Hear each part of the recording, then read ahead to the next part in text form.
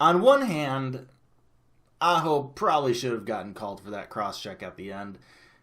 On the other hand, we probably still would have gone 0 for 4 on the power play. So, yeah. Wow. You have to get up, do what they do. But that was insane. Let's not get ahead of ourselves. Come on. I make go records, baby. I'm liking this. Hello and welcome to Hawks Recap. My name is Clay. Thank you for tuning in. Blackhawks snapping their 4-game winning streak with a loss at home to the Carolina Hurricanes by a score of 3-2. 4-2 officially with the empty netter, but Blackhawks lost earlier this season to the Carolina Hurricanes by a score of 4-0. For most of this game, it looked like it was going to be a repeat performance. However, the Blackhawks ended up making it a game at the end, but thankfully, the Hawks no longer have to play the Hurricanes for the rest of the year. Now, the Hawks didn't play their best hockey in this one, played probably decent 10 minutes of the 60-minute game, and when you do that, well, your chances of winning are just not very good. But even though the Hawks had a 4-game winning streak going into this game, you could kind of see this performance coming. Reason number 1. Hurricanes are just a really good team. They are a fast team. They have, in my opinion, the best defense in the league. They have offensive skill. That Teravainen, Aho, Svechnikov line, that is a really solid line. And the Hurricanes, they went to the Eastern Conference Final last year. They're probably going to make another deep run, or at least I can see them making another deep run this year. They got rid of some defensive players from last year and still didn't really get any worse on defense. That's how deep their defense is, and they still have the best defense in the league, like I said, in my opinion. But that was reason number 1. Reason number 2, Hawks have been getting outshot even during their winning streak. If you keep that up, you're probably going to lose a game. It's just the way it works. So, 4-game winning streak, great, but it's really tough to have a long winning streak in the NHL, in this league, and especially if you're kind of giving up a lot of shots. Eventually, they're going to go in. And then the last reason number 3, Blackhawks coming into this game, they're playing their 3rd game in 4 nights. That's a lot of hockey in a short amount of time. Meanwhile, the Carolina Hurricanes coming in with 2 days rest. Combine that with the other 2 reasons, and well, yeah, it's a tough one for the Hawks here. Now, despite the Hawks getting severely outplayed for the first 50 minutes of this game due to the Carolina Hurricanes just relentless forecheck and team speed and just good sticks all over the ice, Hawks just couldn't find any sort of breakout or quality breakout. They couldn't find any sort of rhythm getting out of their own zone, getting through the neutral zone, getting into the offensive zone. It was just tough sledding the entire time.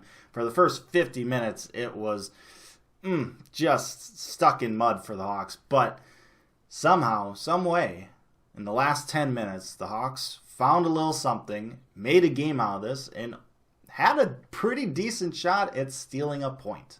Now, I'm not really big into moral victories, at least not at the professional level. At the lower levels of sports and athletics, yeah, moral victories are fine because you're still developing, you're still learning. You're not going to win all the time. It just happens. But professionally, you got to win. You got to get the results. That's what it's about. But even though I don't really believe in moral victories here, I still really liked what I saw for those last 10 minutes. Not necessarily that I think that, it makes up for the previous 50 minutes, but I think it gave us a good glimpse into this team in that it showed that this team, despite, not having their best game here and not playing a good game at all, they still had fight, they still had resolve, and they still have some sort of confidence and a little bit of swagger in them. It just wasn't their game. It just happens. But at least it wasn't like you're looking at them and they just bowed down for all 60 minutes. If that's a moral victory, I don't know. I don't think it is. I'm just saying from a perspective, it's nice to see that. It still doesn't excuse the first 50 minutes. But it's kind of one of those games where you just throw away, you move on. So what happened those final 10 minutes? Yes, I am jumping to the final 10 minutes because I do not want to talk about the first 15 minutes. What happened in the final 10 minutes that got the Hawks back into this game? Well, Coach Colleton, he mixed some lines up, did some juggling, got some talent together, And it culminated with Patrick Kane deciding to unleash showtime on his 31st birthday. Got a couple of assists. One, a nice pass to Gustafsson. Just hit his stick, redirected past Mrazek. That got the Hawks on the board and kind of gave them some life. And then just like a minute later, Patrick Kane with the puck again. Gives it to Murphy, who's pretty much all alone. Top of the slot there. Unleashes a shot. It looks like Mrazek got a bunch of that puck, but still squeaks by into the back of net. All of a sudden, just like that, goes from a 3-0 game where the Hawks have no right to even be close to tying this game up to it being 3-2, and okay, this is happening. Shortly after that, Hawks go on the power play with a chance to tie this game up. They get a couple good looks. The crowd oohs and ahs, but nothing goes in. Blackhawks 0 for 3 on the power play in this game. It would have been really nice to get a power play goal, but once again, power play unit continues their struggles. In games like this, that can be the difference between winning and losing, or losing and getting at least a point. And it seemed like that was the case. Now, Sebastian Aho, as I mentioned in the intro to this video, Sebastian Aho with a cross-check with about 30 seconds left on Kane near the boards. Not quite boarding territory, but definitely looked like a cross-check.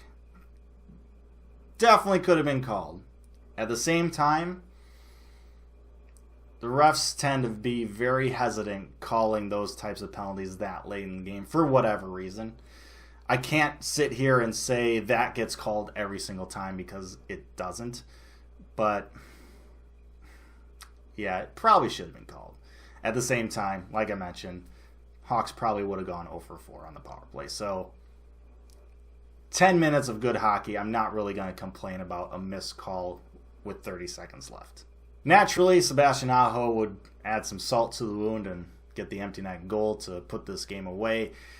That would create a scrum as well, since Patrick Kane does not like getting cross-checked into the boards on his birthday. So Patrick Kane gets the misconduct to end the game. Whatever. It doesn't really matter. Blackhawks lose 4-2, but like I said, you kind of see this coming.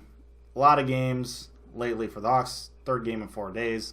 Carolina coming in rested. Carolina, they're a good team.